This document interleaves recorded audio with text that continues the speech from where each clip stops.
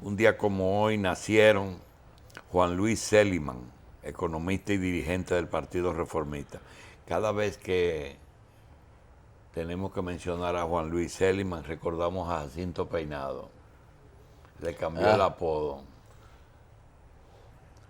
Juan ¿Cómo era Luis que le decía? el Búcaro. El búcaro. Pero tú sabes por qué. ¿Por qué? Eso se parece a una anécdota que tenemos José y yo, por relación de nombres que alguna gente relaciona sin tener nada que ver. José y yo teníamos un amigo que le decía a José, ¿qué dice Mark Twain? Porque él no quería decir que era marxista, tú sabes. Ajá. Ni le quería decir comunista, Mark Twain. Y él le dice, Seliman, tiene que ver con, óyeme bien, con un pelotero que se llamaba Bob Thurman.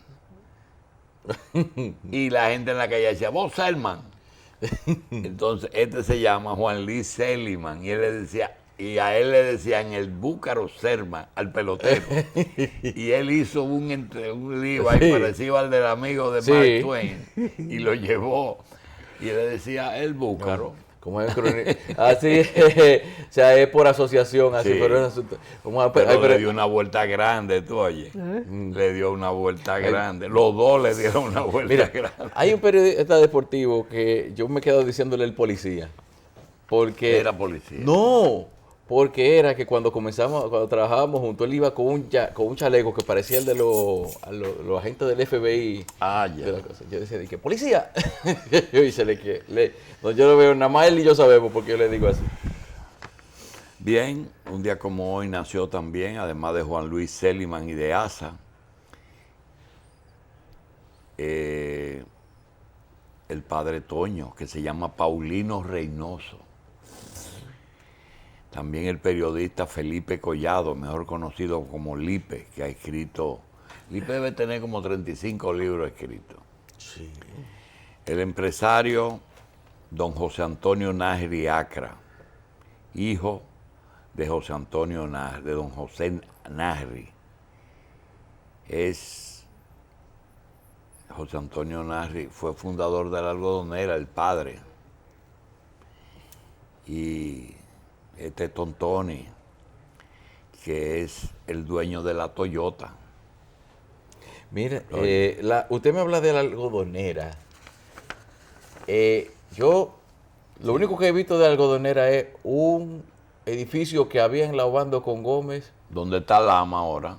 Ah, ahí mismo. Está Lama. Que cuando estaba viejo, antes de que tuviera Lama, se veía como, todavía con los colores cayéndose, la algodonera. Óyeme, los hermanos Narri, José y está vivo el otro, eran dueños de dos industrias textiles aquí. Uno estaba en la Gómez con Obando y la otra en la Yolanda Guzmán. Los dos fabricaban exactamente lo mismo. Sí. Y Tony es hijo de José,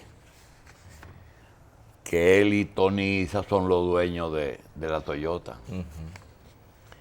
También el empresario Eulalio Seferino Peralta y Fernández. Eulalio Peralta, amigo, y suplidor del Estado. Proveedor de las Fuerzas Armadas. De todo. Y ahora no es de la Fuerza Armada, ya se provee de todo.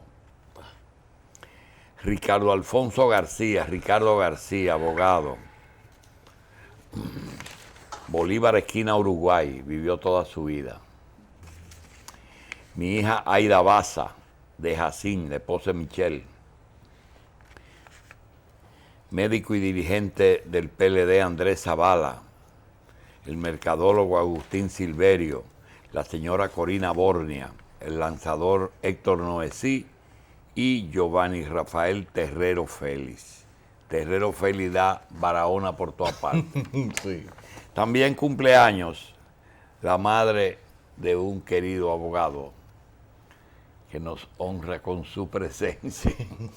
La madre de Junior Espinosa nació un día como hoy. Doña Altagracia González, nativa de Uvilla, provincia Bauruco. Bauruco, ¿verdad? Así es. Doña Altagracia Tuvo un vientre privilegiado, dio a luz un abogado brillante. Claro. Bien, felicidades a todos los que han Qué nacido buen vientre, como él. dicen. Sí. Bien, señores, hoy es día de Duarte, 203 aniversario de Juan Pablo Duarte, uno de los padres de la patria. Nació el 26 de enero de 1813 en la ciudad de Santo Domingo. Murió en Caracas el 15 de julio de 1876. Hoy cumpliría 203 años. Hoy se cumplen 203 años de su nacimiento. Hijo del comerciante español Juan José Duarte y doña Manuela Díez, oriunda del Ceibo, República Dominicana, hija a su vez de padre español y madre dominicana. Fue bautizado en la iglesia Santa Bárbara el 4 de febrero de 1813. Lo bautizaron a los 4 días, a los 5 días. Sí. Nació el 26, 4, y a los 8 días. La iglesia estaba ahí mismo. Cursó estudios en España, es verdad, porque nació frente a José Israel. Nació frente a Taller. Nació frente a Taller. Nació frente a Taller. Cursó estudios en España y se convirtió en líder de la Trinitaria, una sociedad secreta de ideas independentistas. Esta es la reseña que tiene el periódico El Caribe, un pequeño suplemento dedicado a Juan Pablo Duarte. En 1843, cuando se inicia la guerra de independencia contra la dominación haitiana, encabeza a los insurgentes. Fracasada la rebelión de carácter liberal progresista, se exilia en Venezuela. En 1844 vuelve tras la llamada que le hacen los dirigentes del movimiento iniciado el 27 de febrero, Bobadilla y Santana, para luchar por la independencia de República Dominicana. Con el triunfo de los independentistas, ofreció su servicio a los nuevos dirigentes, quienes le encomendaron el desempeño de funciones diplomáticas. 24 de marzo de 1864, regresó a Santo Domingo y se puso a las órdenes del gobernador restaurador, que lo nombra con la misión de obtener el apoyo de Venezuela contra la anexión a España. A él lo rebotaron de una vez. Cuando vino a la guerra restauradora, Lo echaron. lo mandaron de diplomático a Venezuela. Que desde entonces se usa mandar a la gente como diplomático cuando no se quieren tener cerca del gobierno. Desde siempre. ¿Qué tiempo está desde la restauración, desde la independencia hasta que lo echa Santana? Díaz. Santana lo echó de una vez. ¿Y qué le molestaba a Santana de Duarte? Es que eran dos concepciones diferentes De lo que era la nación. del desarrollo de la nación dominicana. ¿Sabes Bueno. qué? Yo estoy interesado, un día de todo, yo quisiera como a ver si se hace el timeline, es decir, la línea de tiempo de los acontecimientos mundiales simultáneos que hubo En el mundo. para ese momento, con el propósito de ver qué era lo que vio Duarte en su salida al exterior cuando salió la primera vez, que salió a hacer sus estudios, que hizo ese Hay un periplo de Estados Unidos a España. libro, pero no con eventos dominicanos, sino mientras ocurrió la Revolución Francesa en Francia, ocurrió tal cosa en otro sitio. Mientras en Asia ocurrió tal cosa, hay un libro muy interesante. Sí, pero el propósito sería ver cuáles fueron las informaciones y los hechos que estaban pasando en el momento que pudieron ir inculcando en el ideario de Duarte las ideas sobre lo que debía ser un Estado, un país. O sea, cuando estaba en Barcelona, qué estaba pasando, tanto en España como en París, como en Inglaterra. Esos cuadros hipnóticos de acontecimientos no se han hecho sobre Duarte. Pero hay una visita de Duarte a Inglaterra que duró muy poco tiempo, una semana o dos, que no se ha investigado, que es clave en la historia de él. ¿En qué momento? Cuando estaba en Venezuela se fue. No. ¿De aquí? No, cuando estudiaba en Barcelona, Fue a Inglaterra. fue a Inglaterra.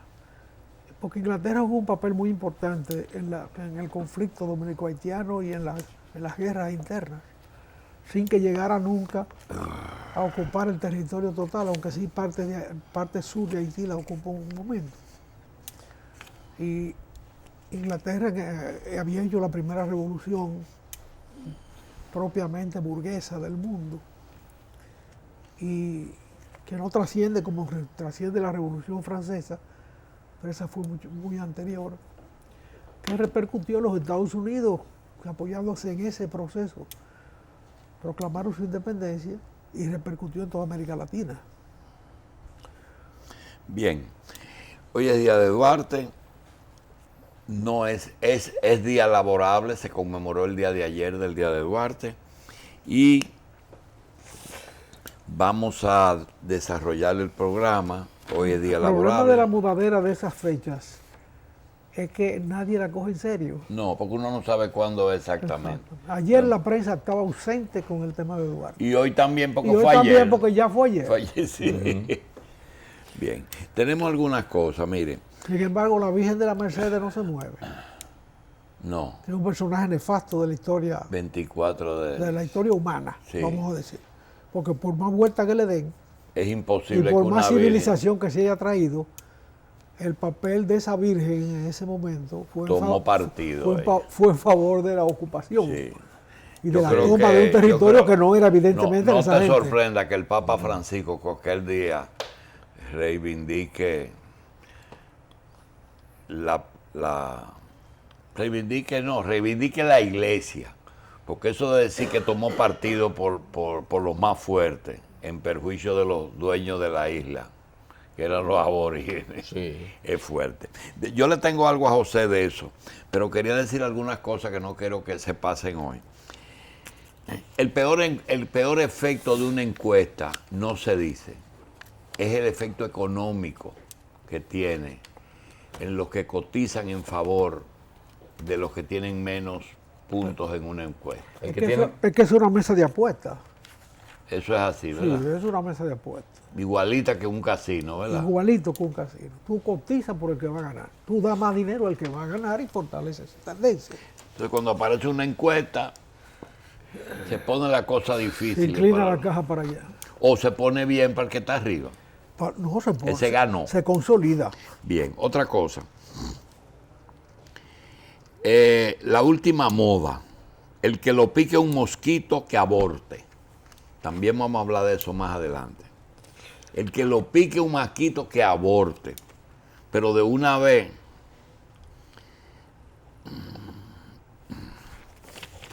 hay que ser tan drástico. Parece Habló Hitler. Perdóneme. Habló Hitler. No, Que, no. que se habló Hitler, o sea, ya de que... Parece que reintegraron al director de prisiones. Era militar, estaba retirado, parece que lo reingresaron. Pero hay mucha gente con microcefalia que no le aplicaron mosquito. Miren, la justicia dominicana está pasando por un proceso diferente. Es la primera vez, no se puede negar, que están juzgando jueces y la primera vez que están juzgando fiscales. Los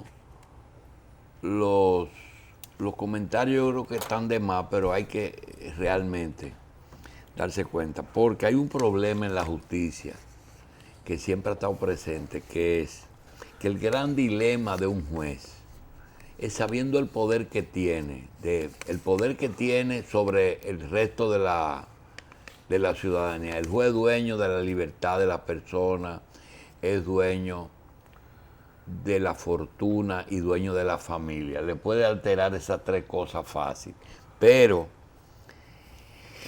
tienen un dilema y es que ellos tienen muchas tentaciones y rechazar tentaciones es difícil. Pero también hay algunos que no son honestos, pero que tienen que aparentar honestos. En la jurisdicción inmobiliaria hay una situación que me hubiera gustado tratarlo más ampliamente, pero hoy hay un juicio en Santiago dentro de 2 horas de un caso o de 2 casos que deben tener 15 años en la justicia. 15 años. Y yo entiendo que si un caso se va a resolver hoy, ¿por qué tienen que esperar 15 años? La jurisdicción inmobiliaria tiene muchísimos problemas y nosotros creemos que lo que se va a conocer en Santiago, Eso de carácter inmobiliario. perdóname, Lo que se va a conocer en Santiago hoy es de carácter inmobiliario. inmobiliario. ¿Tú te acuerdas que todo lo que era el campo de polo y todo lo que era Bellavista era de los Enrique, ¿verdad? Sí. Bueno, ahí hay un caso que tiene que ver con eso y que se ha reducido a una discusión entre inversión extranjera e inversión local y propietarios locales, que toda esa extensión que debieron ser millones y millones de metros que tenía Don Quiquí, se redujo a una discusión que hoy anda por menos de 5.000 metros en los alrededores de Bellavista Mall. Y hay un problema en que hay jueces que estaban en ese caso, que hoy fallaron y mandaron ese caso para Santiago. Hoy como jueces actuaron en favor de lo que ellos defendieron cuando era abogado. Oh, Y yo quiero defender a Mariano Germán. Todos los casos que tenía la oficina de Mariano Germán y sus hijos, no 100%, y que estaban pendientes de fallo, han sido perjudicados por temor. Se ha perjudicado la oficina de Mariano Germán. Pero hay otras oficinas que yo no quiero decir, porque son familia mía los jueces. Son árabes, familia mía. sí. Y han mandado la cosa en favor de los casos que ellos defendían. Hay dos casos que, miran, Es que no se puede pasar de una oficina a la judicatura. a ser juez. Bueno, Pero mientras tanto, ¿de qué va a vivir el abogado en lo que llegue el nombramiento? eso lo dijo Luciano Pichardo cuando lo nombraron. ¿De qué van a vivir mis hijos? Porque yo lo preguntó antes de ser nombrado. Lo dijo el doctor Pichardo en Teleantilla, en una vista pública que hubo. Que nadie nace criado para ser juez. Tiene que haber algo antes. No, lo que está hablando José es que debe haber carrera judicial. Debe haber y no la carrera enganche. judicial desde el principio, sin ejercicio profesional. Usted es juez, usted es fiscal o usted es abogado en ejercicio. Nosotros, Son tuvi- tres ejercicios nos- profesionales. nosotros tuvimos, José y yo, él tiene un amigo y padrino de uno de sus hermanos y suegro mío, que los dos hijos fueron jueces de por vida. Y el que no fue juez daba problemas. ¿Tú oyes? Tenía que dedicarse a otro tipo de ejercicio del derecho. Y te voy a decir, ese problema de improvisar jueces después que tienen 30 años en el ejercicio, siendo de los buenos o de los que más trabajan, es difícil. No, por aquí se ha bajado de la Suprema Corte de Justicia un bufete otra vez. ¿Están obligados? Ajá, y la jubilación. ¿Qué va a hacer? La jubilación es muy grande. ¿Y qué va a hacer Subero con todo el conocimiento y la juventud que tiene en la cabeza? Puede ser diplomático perfectamente. Hay un ex juez de Puede ser la diplo- Junta Central puede ser- Electoral que terminó en Canadá de embajador. Puede ser profesor universitario, Yo creo que sí. que lo fue Yo creo que con sí. mucho éxito antes. Porque eso, ahí no hay incompatibilidad. Mira, La ese docencia es una forma de reproducir el conocimiento. Ese mismo caso de Bellavista tiene otro caso. ¿Tú te acuerdas de los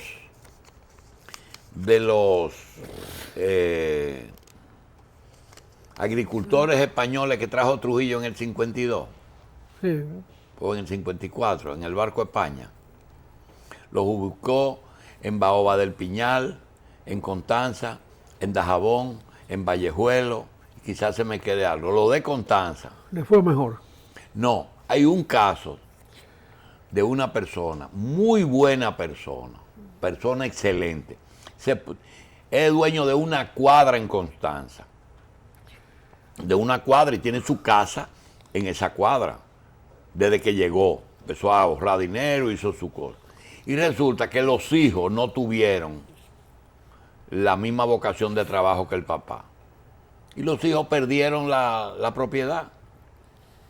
Y todavía la Embajada de España está influyendo en los tribunales dominicanos para que los que prestaron el dinero, que ya tienen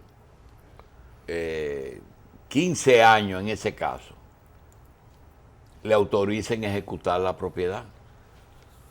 No se la O sea, se autorizan. hipotecó la propiedad de ese español Y se hipotecó, no pagaron los intereses, le dieron 15 años de prórroga por pena, porque era un señor, cuando él ya, bueno, era imposible, Sí. porque la financiera quebró por esos cuantos, Ay, porque era el Dios único mío. préstamo que le quedaba. Y entonces esa misma gente tienen el problema de Bellavista. Los mismos prestamistas. No, porque el de Bellavista no fue un préstamo, Que fue es una compañía inmobiliaria. a una compra doble. Sí. Eso es muy común en la zona Sí, inmobiliaria. eso es problema. hay Bien. entidades privadas que se dedican a verificar el Quería estatus de decirle a propiedad. esos jueces, La única forma de tú preservar una propiedad, ¿tú sabes cuál es? no hipotecarla, No. Ah. Ponerle una hipoteca bajita en el popular. pequeña, ¿verdad? Bajita que tú no En tengas- el popular. Claro. Sí, tiene que ser en el popular. Claro, porque ellos tienen funcionarios ahí Ahí adentro, adentro. vigilando sus títulos. Sí. De manera que lo que tú pagas por la hipoteca es pagar la cuota Pero aparte mira, de ese abogado que está permanentemente yo- ahí. Yo te voy a decir Como una funcionario cosa. ¿Tú de- te acuerdas una vez, José, Ya. que se tardaban mucho en hacer los títulos y ponerle el gravamen? Ajá. La Asociación Popular designó un personal que trabajaba en el Tribunal de Tierra. Oh, sí, sí, sí.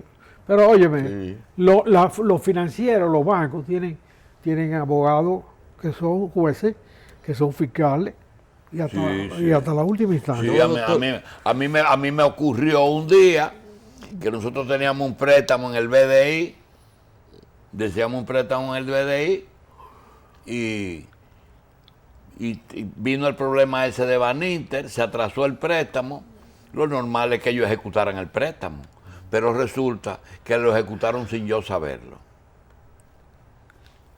Y me enteré cuando ellos vinieron a ocupar su cosa. ¿Tú sabes lo que pasa? Que Pancho Álvarez era abogado del BDI y fue de lo que instruyó la justicia de lo que De los que entrenó a esas a los personas. jueces. Sí. Sí. Pero también, doctor, hay algo, que de un tiempo para acá, los títulos, antes de usted recibir un préstamo con garantía hipotecaria, usted tiene que entregar el título y ellos tienen que registrarlo primero, o sea, tienen que tener la absoluta seguridad de que ese título es válido. A mí lo que me disgusta es que después de ¿cómo tantas... que empeñan el título y después te dan pero los cuartos? déjame contestarte. Después de tanto bregar con el título, con la carta constancia, con el del INE, resulta que ahora la cosa no está mejor. Eso es lo preocupante. Y que ya todo es un relajo y todo es un... Es decir, cuando tú piensas que uno ha avanzado muchísimo, resulta que cuando mira el calendario te queda en la colonia. Entonces uno no se explica. Es como el problema, que eso es un problema de Cuello solamente, señor Cuello, que es el que sabe eso. ¿Por qué, José, los políticos necesitan de un partido fuerte para llevarlo al poder? Y una vez en el poder, el principal obstáculo para hacer un buen gobierno es su propio partido. Por el clientelismo que caracteriza la vida partidaria dominicana. Nadie va a un partido a defender ideas. Van a Nadie. defender oportunidades, a buscarse oportunidades de existencia y de promoción social. En consecuencia, cuando llega mi partido al poder, a mí hay que darme un consulado, a mí hay que Y darme... entonces te le hace la vida imposible al que está gobernando. No se puede gobernar así. Bien, José. ¿Y por qué entonces esos que han decidido irse solo y mantenerse pequeños no se han puesto de acuerdo si tienen ideales comunes? Los 4 o 5 que tú y yo sabemos que están haciendo política de buena fe. En gran medida sospecha que uno no está de buena fe. Porque no hay peor enemigo que un igual. Que un... Que un igual, que un semejante. uno igual que uno. Sí. Los pleitos de familia son los más duros del mundo. Sí. Y eso pasa también con las Yo ideologías. no me explico. El doctor Moreno, Minú, Max Puig, Eduardo, el general Soto Jiménez y todo ese grupo, las convergencias. Ya Perdón, desbordaste la cosa. ya metí la convergencia. Ya no son iguales. Ya llegaste a un terreno claramente que no son iguales. Ya pisaste ese terreno. Bueno, pero de esos los que son iguales, ¿por qué no se ponen de acuerdo? Que unos son más iguales que otros. Porque son... Siempre hay un primero entre los iguales. Primus inter pares. Sí, y ese primero soy yo. Bien, yo quisiera tomar un momentico, le traje una cosa a José. Yo no estoy seguro de lo que yo creo, no tengo una prueba. Podría pensarse que es una mierdería de uno, pendejada mía. Pero yo hallo que hay una serie de cosas que para mí son raras, peligrosas, y confieso que no me gustan. Entonces yo lo guardé para el gurú de hoy, para que me diga, él me lo desarma, porque él me desarma de una vez, que no, hombre, eso es tal vaina, y se acabó el juego. El mundo tiene 7.000 millones de personas. Indudablemente que una sobrepoblación, si se compara con el pasado, tiene problemas de alimentación, problemas de salud, problemas migratorios, problemas de guerra, problemas de delincuencia global, inseguridad ciudadana en todas partes. Lo raro es que las grandes naciones no ayudan a los más pobres. A los más pobres no los ayudan. Y se han inventado una serie de cosas. Por ejemplo, dicen por ahí, la comida que se bota en Nueva York alimenta a África. Pero nadie se preocupa por la gente de África. Vienen y hacen tratados de libre comercio, que es lo que está de moda. Pero mantienen barreras sanitarias como un elemento para controlar el tratado de libre comercio, porque tendrían que abrir las aduanas. Cuando quieren, imponen y no se imponen controles natales. Aquí, pero no en Haití. Usted no ha visto un control natal masivo en Haití. No hay repartidera de preservativos. No hay el dispositivo intrauterino. No hay el aborto. No hay el para salvar la madre. Allá todas las madres no tienen problema de Es nacimiento. que Haití no coge suero. Muy Haití bien, yo como sí, conjunto. pero voy para allá. Todos esos programas se han llevado a Haití, han fracasado. Antes de que me lo desarme, déjame decírtelo entero. Inclusive están usando la homosexualidad, porque la homosexualidad es anticonceptiva, claramente anticonceptiva. Si todos fuéramos homosexuales, no hubiera, pero porque no se coloque el espermatozoide en el lugar indicado. Ahora, óigame bien, hace una semana que está saliendo la cantidad de niños que en Brasil están naciendo microcefálicos por la Zika. Pero una cosa, entonces le dicen a las mamás, no salgan embarazadas y si salen aborten. Otro control natal. ¿Verdad? Me encuentro raro que estamos en una época en que las grandes naciones viven de la industria de la guerra. Armas y guerras por todas partes, para beneficio de sus sectores económicos. Pero eso es muy viejo, Lito. Primaveras, invención de Al Qaeda, matan los dictadores, se cogen el petróleo. Y ahora se aparecieron, además de con el problema del aborto con la Zika, ahora con el ejército islámico. Hoy anuncia el ejército islámico un avance tecnológico, tienen un canal de televisión ya. Pero qué gente más eficiente, que en medio de una guerra, ellos solo venden petróleo, le compran el petróleo, los enemigos de ellos le compran el petróleo. Y tienen más territorio, más tecnología. Entonces, yo quiero decir, no entiendo absolutamente nada. La droga, el petróleo, el dólar, Rusia, China, el islamismo, Israel, el terrorismo, y ahora una gran cantidad de regiones separatistas, naciones que están pidiendo ser independientes. En pleno siglo XXI, después que se suponía que ya los territorios estaban bien establecidos. En España hay dos zonas separatistas, que son los vascos y los catalanes, Yo no sé en qué terminó el pleito de Inglaterra con Irlanda del Norte. Los rusos se entendieron bien y separaron todos sus países en un solo día, cada uno. José, puede que todas estas cosas tengan una razón, pero a mí no me gusta cómo van las cosas. Creo que todo esto va a terminar mal. ¿Tú crees que va a terminar bien? Puede terminar bien como puede terminar mal. Pero la razón de esto es el cerebro humano. El único ser vivo que tiene capacidad de decidir cosas es el ser humano. Los otros viven. Los animales viven. A ti no te preocupa cuántas hormigas hay en el mundo. Te preocupa cuántos No, hombres. ni cuántos árboles, ni cuántos peces. Te preocupan cuántos hombres hay en el Me mundo. preocupan los peces por la alimentación. Porque el único que tiene capacidad de destruir es el hombre. Ese es el problema, no es la cantidad de gente. Porque tú te pones a ver la materia de la Tierra recibe de fuera, pero no manda para afuera. De manera que todos los días tiene luz, Energía. energía y la fotosíntesis, Sí. que en los árboles. él hace su propia agua con la luz del sol. Sí. De manera que esos son dos factores externos que favorecen el uso y manejo de la tierra. Y que el hombre no lo puede impedir. No lo puede impedir. Ahora bien, Pero si lo pudiera impedir, lo hiciera. no, y lo ha dañado mucho. Ha dañado mucho porque la fotosíntesis necesita otros elementos para su desarrollo. El hombre devasta la foresta y elimina la posibilidad de crecimiento del árbol. Bien, es el hombre el culpable de la cosa. Es el ordenamiento que el hombre le ha dado a la tierra.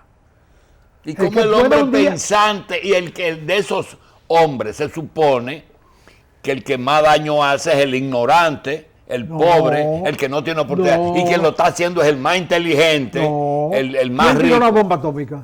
¿Eh? ¿Quién tiró la bomba El atómica? país más grande del mundo. Entonces, ¿quién eclosionó como gran nación, para ponerlo cerca, con la Primera Guerra Mundial? Estados Unidos de América. Que se metió en el último inning sin que en su territorio haya caído nunca una bomba. La única bomba que ha caído en Estados Unidos son los dos aviones esos. Los dos aviones del 11 de septiembre. Los 4. No, pero los dos de Sí, las dos torres. Los 2 de la torre. Los dos de las torres. Los otros dos pues, no hicieron daño. Pero fueron destrucciones importantes.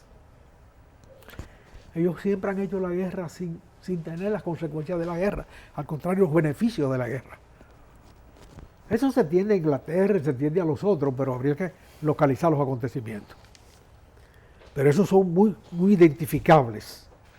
De manera pues que es el hombre el que puede desarrollar la capacidad que tiene la naturaleza y el descubrimiento científico contemporáneo para que todos coman y todos trabajen.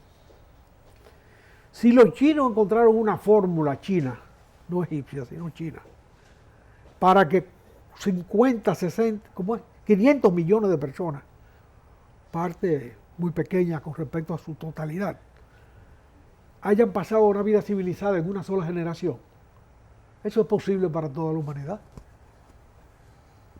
Pero ¿bajo qué régimen? Los chinos lo hicieron bajo el comunismo. No, pero fue quitándose el comunismo de arriba. Se lo quitaron. Pero claro. Una parte. Bueno, como una parte. Hoy, ¿tú has visto cuándo son las elecciones en China? Ellos tienen su régimen político y cada cierto tiempo sustituyen al presidente. Y ahí el presidente no dura eternamente.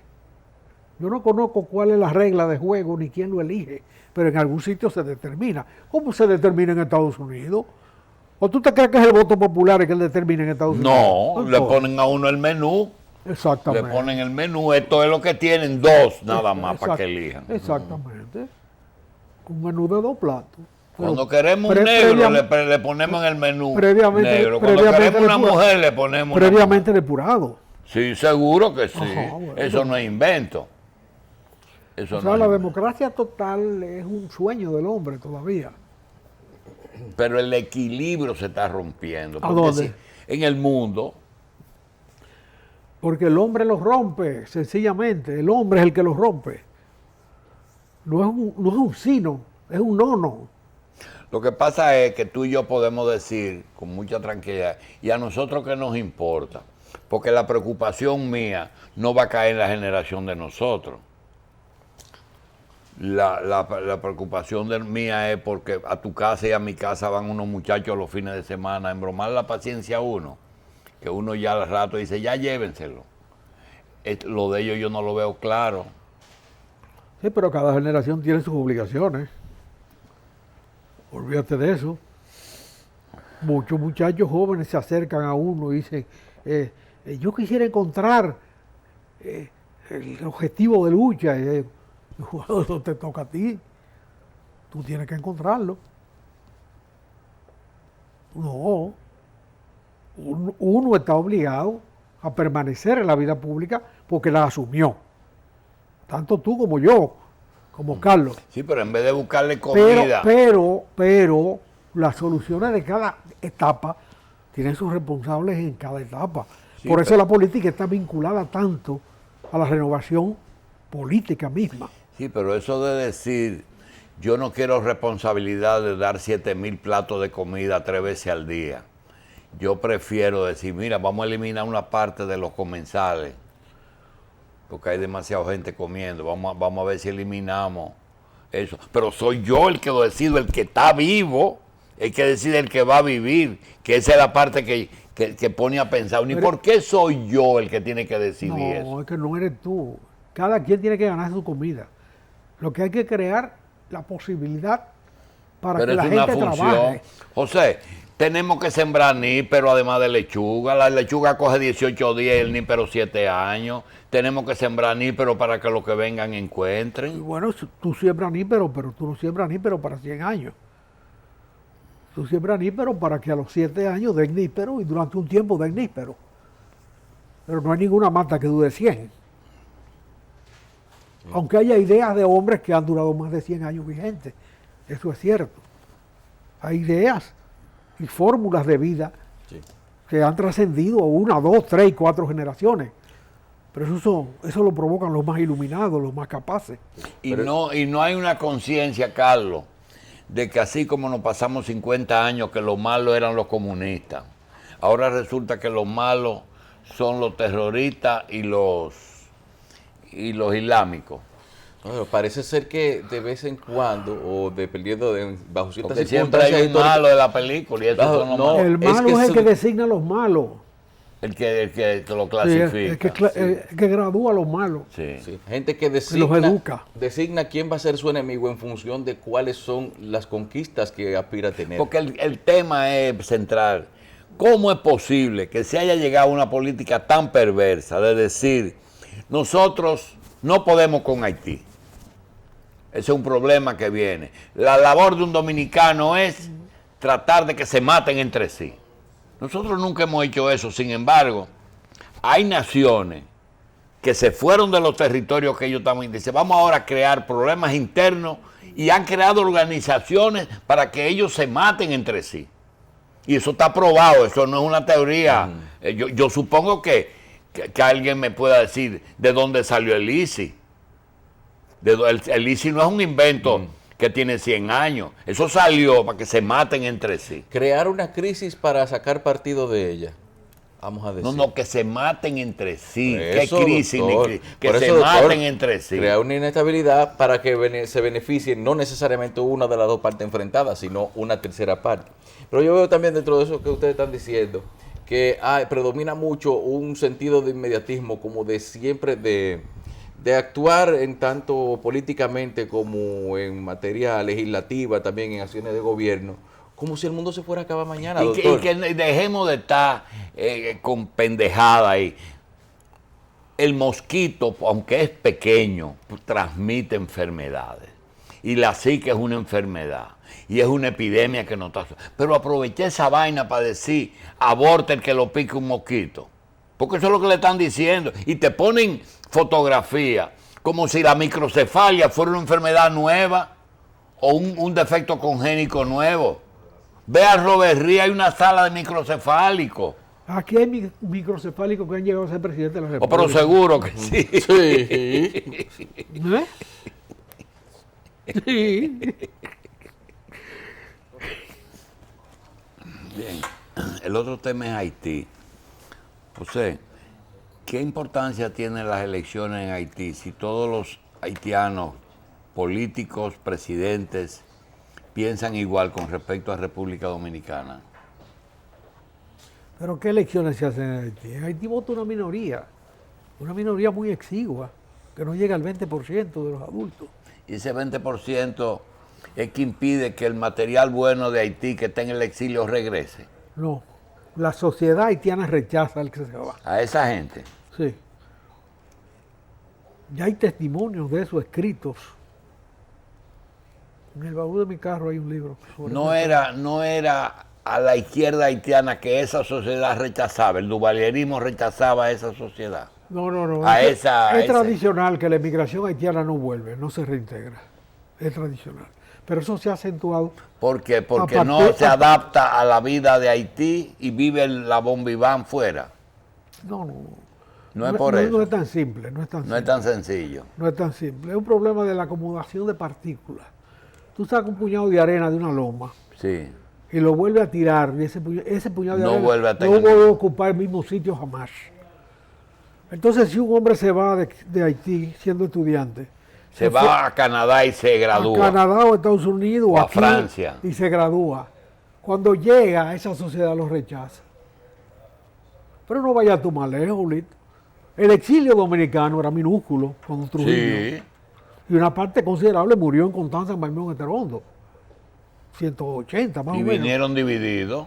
No. Vinieron No, divididos. pero cuando retornaron los sobrevivientes, solamente se integraron en la vida dominicana 2 personas, Juan Bo y Pedro Mir. A pleno derecho, solo 2. El resto eran seres ajenos a la vida dominicana. A tal extremo que algunos médicos llegaron a La Vega, y hay testimonio escrito de ellos, desde Puerto Rico, llegan a su pueblo y los rechazaron sus propios colegas, porque había que compartir la clientela, no había más enfermos. Llegaron 6 médicos. A los médicos. Sí, y se fueron a Puerto Rico otra vez.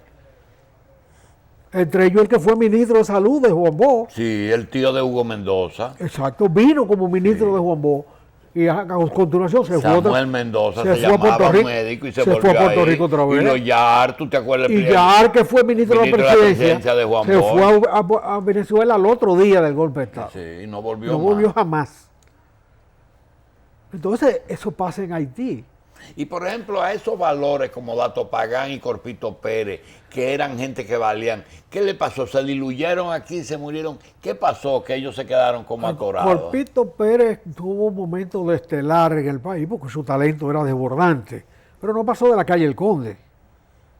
Lo mismo de Jiménez Grullón en la UAS. Y Jiménez Grullón después encontró refugio en la UAS. Después. Pero los de Jiménez Grullón también fueron de debilidades políticas y pasionales que lo indujeron a fomentar el golpe de Estado contra Juan Bo y a participar Pero ¿por qué en el acto iguales notarial. no tuvieron el mismo final? Porque Jiménez Grullón tenía vida paralela con Bosch y debieron terminar igual. Y el otro le llevó 40 años. Pero Juan Bo se arraigó en el país, logró arraigarse.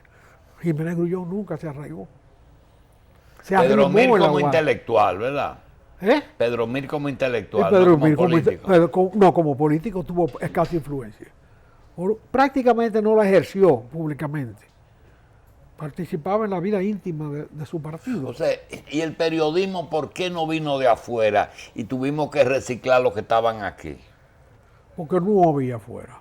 No habían periodistas. Salvo Julio César Martínez, que sí logró un espacio menor, pero tampoco desarrolló, Porque, desarrolló la potencialidad que tenía en Caracas. Óyeme, en una ocasión un exiliado dominicano llegó a Caracas y ya Trujillo en sus finales, o muerto. Y coge una revista Élite de Caracas y hay una foto de Betancourt, presidente de la República, en una esquina, en una piscina, hablando con un político que era enemigo de él hacía muchísimos años. Y ese dominicano se deslumbró cuando vio esa foto. ¿Y quién es el mago que dirige esta revista? Era Julio César. Y después Julio César desarrolló la revista Renovación, que fue un gran... A propósito, creo que el centenario de Julio César en estos días, y debiera asumirse la decisión, el ayuntamiento, de que una calle de la ciudad lleve su nombre. Porque es un hombre de una gran dignidad, que vivió y murió pobre, habiendo dedicado su vida a la política, y no embarró su existencia haciendo provecho de esa situación. ¿Y cuándo regresa él? Él regresa inmediatamente, muere Trujillo, inmediatamente se comienza a descomponer la dictadura, y fue director de La Nación. Le vendieron La Nación. O sea, la familia de Mario Fermín Cabral le vendió el periódico La Nación a él. Y él estuvo dirigiendo La Nación, pero después el triunvirato se lo quitó. José, ¿qué pasó? ¿Qué pasó aquí? Que hubo como no el problema generacional de Bernardo, del salto ese. En muchas cosas hubo un salto. Los culpables fueron Bosch y Balaguer de ese salto generacional. Sí, ellos de alguna manera acordaron que había una generación que no servía. Y la generación antitrujillista local, ¿por qué no se destacó? La local se extinguió con Manolo y con 1000 organizaciones de izquierda. Bueno, yo creo que Manolo le extinguió, lamentablemente, cuando se fue para la loma. Un momento antes eso murió. Murió cuando expulsaron a Alfredo Manzano del 14 de julio. Tú siempre has dicho eso. ¿Por qué tú no le dices al país? Pero dile quién es Alfredo Manzano, porque hay gente que te oye a ti y me dice, dile a José que diga quién es. Lo ha dicho 4 veces aquí. ¿Qué pasó? Bueno, Alfredo era un extraordinario Matan a Trujillo. Profesionales. Matan a Trujillo. Sí. Ok. Surge el 214 y se unen el movimiento clandestino y los sobrevivientes no ingresan. Observa que el de Bonao y Poncio Pou no participaron demasiado en ese 14. No, espera un momento. El 14 de la clandestinidad es una cosa y el 14 del desembarco es otra cosa. Son dos movimientos diferentes, pero uno a continuación del otro. Uno fue la repercusión, consecuencia de la repercusión del desembarco. Ahora bien, cuando surge el 14 de junio, se estructura el 14 de junio legal a raíz de la muerte de Trujillo. La euforia de la gente entrando en ese partido era muy grande, sobre todo de la juventud. Bien. Era el momento de organizar una fuerza de izquierda unitaria y Manolo tenía capacidad para hacerlo. Y en la primera crisis que se le crea porque que los cívicos se fueran a Unión Cívica era normal. Pero tenía más afinidad con los cívicos que con el PRD. No. Había más común denominador, habían 6 o 7 que eran de los dos. No, incluso Manolo era vicepresidente de Unión Cívica. Ya, bueno, cuando porque Unión Cívica pretendió venderse como un movimiento patriótico. Ahora él no tuvo actividad como vicepresidente de eso fue una designación. Sí. Ahora bien, cuando Unión Cívica decide convertirse en partido político, que el anuncio lo hace Viriato en Higüey en una reunión, ahí es que él habla de eso. Vamos a ser un partido político. En el periódico del 14 de julio se publicó una nota, que yo era el director, pero la información la trajo Alfredo, que era, si se quiere, el comisario del comité político en el periódico. Se publica una nota diciendo que Unión Cívica se va a convertir en partido y que eso obliga a que esa militancia común se desdoble y que el que se quiera ir para Unión Cívica, que se vaya a Unión Cívica. Como es natural, llegaron muchas renuncias, porque Unión Cívica ya estaba en el poder. Unión Cívica era el Consejo de Estado. Y mucha gente lo que buscaba era empleo. En consecuencia, cogió para allá. Y otros que tenían esas ideas, no necesariamente buscando empleo. Porque la política en ese momento no era tan mezquina como hoy. Y entonces ahí se produjo una situación, primera vez que hablo en detalle de eso porque tú me lo requieres, pero como me involucra no me gusta estar dando testimonio. Alfredo Manzano era del movimiento clandestino. Sí, señor, estuvo preso. Y conformó el primer partido político, ya como partido del 1J Cuadro. En la primera reunión que se hizo tras la muerte de Trujillo, Sí. que se hizo creo que en la oficina de los Peinados, creo, pues yo estaba afuera. Alfredo fue la cabeza principal. Era ingeniero. Era ingeniero con mucho prestigio profesional. Bueno, un buen día a mí me llevan la carta haciendo yo el programa de las 9 de la noche en Radio Comercial, sábado en la noche. Previamente Alfredo me había llamado, me dice, pasa por aquí antes de ir al programa. Pasé por allá y me enseña la carta donde lo expulsan del partido. Y dije, ¿qué viene esto? Yo no sé, me la trajeron ahorita, expulsaron. ¿Qué tiempo después de fundada? ¿En qué año? ¿En el mismo año fue? Eso fue en el 62, eso ¿verdad? fue en enero del 62. En enero del 62. Sí. Entonces ahí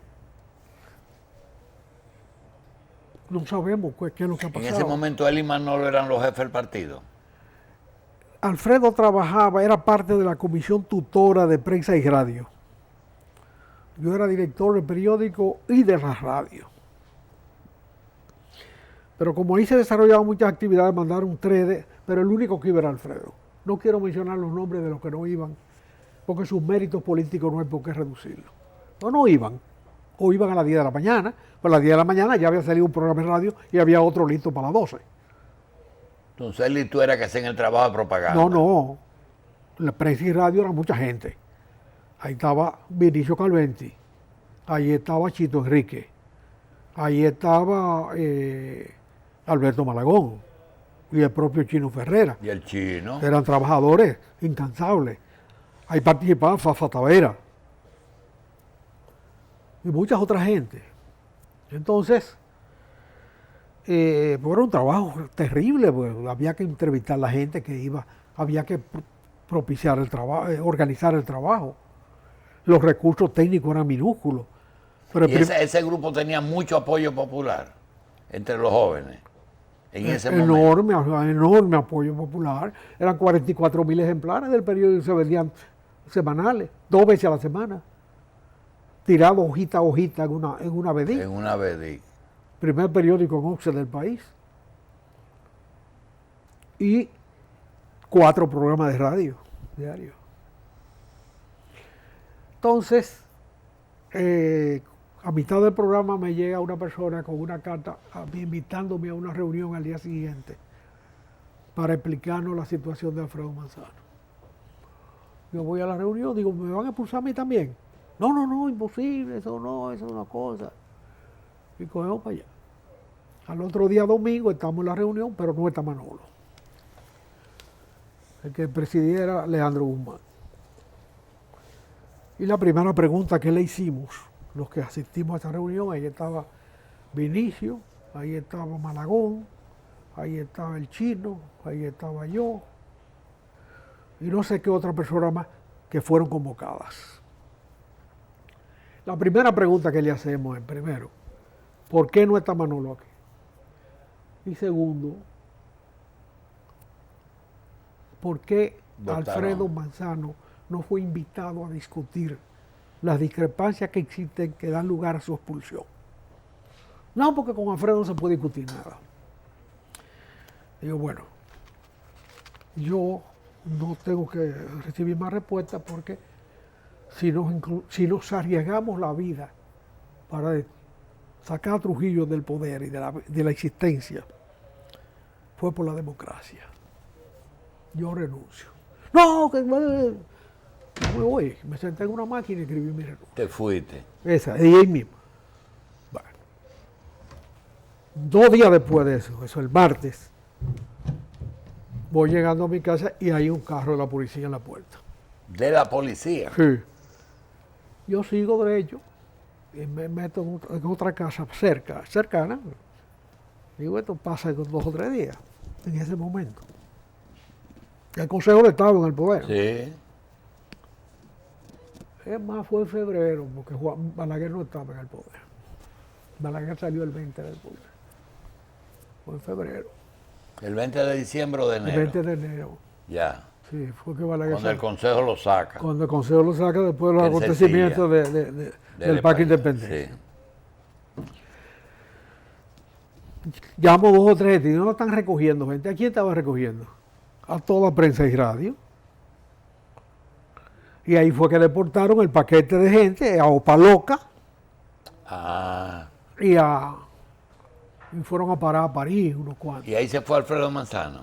No, Alfredo no lo cogieron, Alfredo ya está expulsado. Ah, ya. ¿Eh? La trampa se la hace Bonelli. Manolo era un hombre muy respetuoso de sus profesores. Y entonces él siempre se refería a Bonelli, el profesor Bonelli, y a Balaguer, el profesor Balaguer. A mí eso no me gustaba mucho. Tú lo Porque eso es confirmas. bueno en la esencia. Sí, como decencia. Pues sí, pero en nada. términos políticos es un poco peligroso. Sí. Porque esos seres eran seres políticos. Es decir, que si él hubiera estado en el Consejo de la UAR no lo hubiera expulsado a ninguno de los dos. Exactamente, exactamente. Bueno, el asunto es que el señor Bonelli, el profesor Bonelli, le vendió a Manolo la idea de que los americanos iban a matar a Alfredo y que a él no quería que mataran a una personalidad como Alfredo, Ah, siendo ya. gobernante. Y lo que le convenía era expulsarlo. No, resuélveme ese asunto, porque los americanos no aceptan que ustedes hayan cogido a Radio Caribe y estén transmitiendo un programa que se oye en el mundo entero en apoyo a Fidel Castro.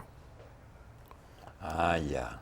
Entonces, porque ya le habían dado ese tono de que era castrista Sí. el programa. No es verdad. Yo era el director de eso y no era castrista. Además, yo nunca fui castrista. Yo nunca fui castrista. No era que. Eso no era la verdad. Pero era de izquierda, en términos sociales y en términos políticos, eso sí. Sí. Manolo tenía grandes diferencias con Alfredo por problemas de carácter. Manolo era un hombre bondadoso, decente. Y Alfredo era rock izquierdo. vitriólico, Sí. hiriente. Dice que los pelados que tenían la cara era de su propia saliva que le salían, Que le caían. y lo cortaban. Decían que Lo pero un hombre de un talento excepcional y de una capacidad de trabajo y brutal. honesto. Y honesto hasta el extremo. Murió Paco Oredo, ¿eh? Pero hay que reconocerlo. Oh. Sí. Cuando murió era de los jefes del Paco Oredo. Bueno. Manolo tenía grandes diferencias con Alfredo, porque Alfredo tampoco discutía nada con él. Por ejemplo, en una ocasión viene de Miami unos cubanos, la revista Avance Cubano en el Exilio, y le dejan un cuestionario a Manolo. Y él lo contestó. No, Manolo se lo entrega a otro para que lo conteste. Ese otro dice todo lo que le da la gana ahí. ¿Eh? Y se lo entrega al cubano. Pero el Manolo, el entrevistado, cuando naturalmente sale la revista, manda muchísimos ejemplares para acá, porque circulación, ¿cómo es? Sí. ¿Cómo se llama eso? Circulación dirigida. Sí. Sí. Si tú atacas al Banco Reserva, hay que poner muchas revistas en el Banco Reserva, ¿verdad? Sí, muy bien. Es así, para que haga el efecto. Bueno, entonces Alfredo coge un paquete de revistas y un grupo de muchachitos y se pone a tirarle canana a Manolo. Cuando Manolo llega al local, rompen la revista. Y esta porquería contrarrevolucionaria, que yo qué, le tiran la cosa. Esas eran situaciones muy irritantes. Entonces tú dices que ahí comenzó, no fue con Manacla, fue ahí que comenzó el problema. Manacla es la culminación de ese proceso. Ah, ya. Porque la expulsión de Manolo, la salida nuestra y el exilio obligado del resto de prensa y radio conducen a un desequilibrio muy grande. Porque llegaron a sacar a la gente de prensa y radio que se quedó. ¿No? Lo llegaron a expulsar. En definitiva, el Chino y Malagón renunciaron también. Ya. Vinicio no renunció. No, y trató de convencerme a mí de que no, que renunciar no vale, pero cometió el error junto con otros ciudadanos, cuyo nombre no quiero mencionar, de ir a la policía a reclamar sus derechos. Sus derechos. Cuando lo fueron a lo buscar a su trancaron. casa, y lo trancaron a los dos. y los despacharon para Francia, vía Opaloca, porque pasaron una semana en Opaloca, en cuero, en una celda de la CIA. Ah, porque tuvieron preso en Estados Unidos. O primero, ahí fue la escala primera. Ahí estaba un hermano de Miguel Ferri, el mayor. Sí, sí, aquel que murió, el grande. Exactamente. Ahí estaba Chito, ahí estaba... Bueno, todos los que fueron a parar a Francia. Algunos a parir en Francia. El asunto es que ahí evidentemente esa dirección del partido, y particularmente Manolo, demostró que no tenía la grandeza para dirigir un gran partido de izquierda. Simplemente. Ahí dieron un mandazo enorme, arruinaron el periódico, lo mandaron hacia La Nación, donde Bonillita era el director de La Nación, y desmantelaron todo. Además, debo decir que cogieron toda esa muchachería para decirle que nosotros éramos un grupo de traidores, que estábamos combinados con qué sé yo quién, y mil mentiras y mil ganalladas. Eso fue un problema de ideología, de concepción y de trato. Ah, pero tú me acabas de dar un dato. Quiere decir que de ahí comienza la división de la izquierda, que cada uno empieza a fundar cosas. Ahí se comienza. Uno es PCD, uno es Pacorelo, uno es MPD, no, aunque no fue de una vez. El MPD vino de Cuba en un acuerdo con Trujillo que muchos no entendimos aquí. Todavía. Lo entendimos en ese momento, que hoy lo entendemos. Era una táctica política. Pero cuando se aparecieron en la prensa retratados con un Calié, que fue el que los recibió, Sí. bueno, era un poco peligroso eso, ¿verdad? Pero es que tenía que ser un Calié. Sí, pero ese juego no se entendió a principio. Por lo menos los que estábamos activos en la clandestinidad y en la resistencia. No lo entendimos. Alguna gente hizo el esfuerzo y lo entendió. Porque don Emilio no era un izquierdista, don Emilio era del régimen de Balaguer y él mandó a su amigo a recibir a la izquierda, a recibir al PRD. Porque don Emilio fue al aeropuerto a recibir la avanzada. No, bueno, mira, cuando Juan Bosch y Balaguer se juntan en Nueva York, en agosto del 61, que Juan Bosch va a la reunión, Balaguer va a la reunión de las Naciones Unidas. Se echó una semana en Nueva York. Y Juan Bosch estaba hospedado en la casa de Minerva Bernardino. Y esa semana se la pasaron hablando allá.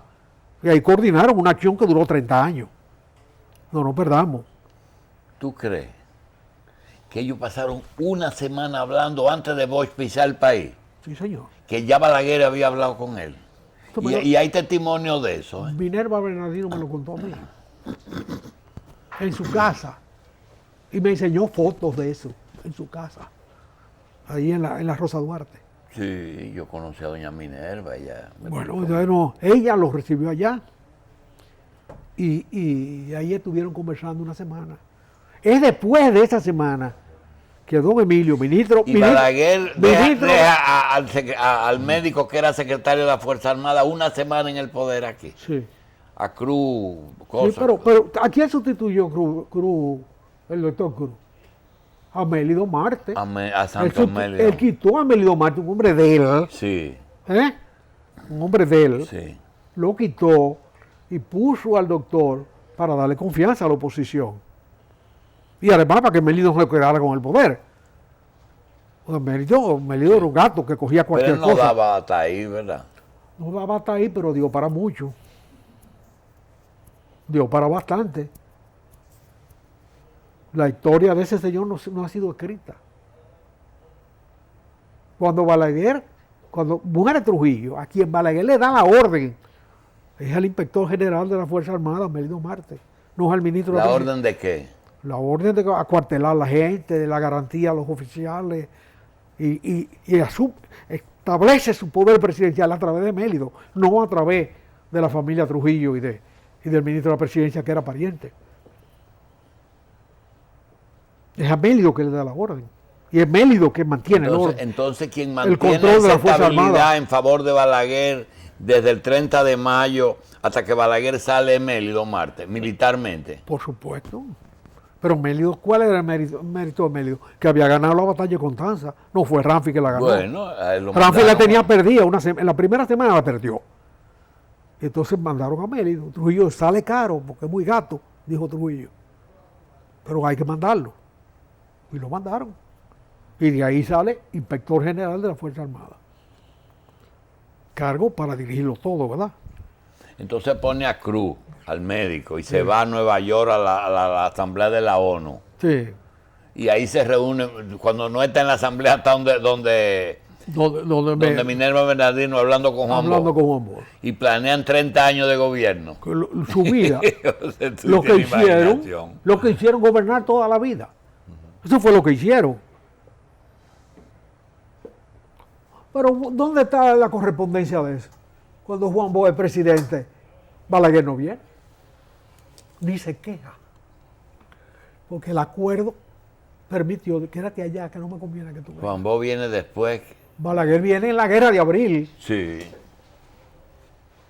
Balaguer no viene en los 7 meses de Juan Bosch, ni se queja. ¿Y por qué Bosch Balaguer le esas- manda un ¿Y pasaporte por qué oficial. Bosch va a esas elecciones? Si sabía que era un matadero. Las elecciones, Sí. Bueno, Balaguer no pudo, Bosch no pudo salir a la calle. pero la ganó. y fue- Balaguer. Yo digo la del 66. No, hombre, no, él tenía que ganar Balaguer. Él fue al Y juego. Balaguer no vino siendo Bosch candidato. Sí. Exactamente. Y uno fue pitcher y catcher. En un caso pichó Juan Bosch Cuando era 7 tú. meses.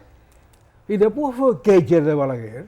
Entonces esa levantadera de mano fue la culminación de un proceso Pero naturalmente el proceso que salva a una generación entera.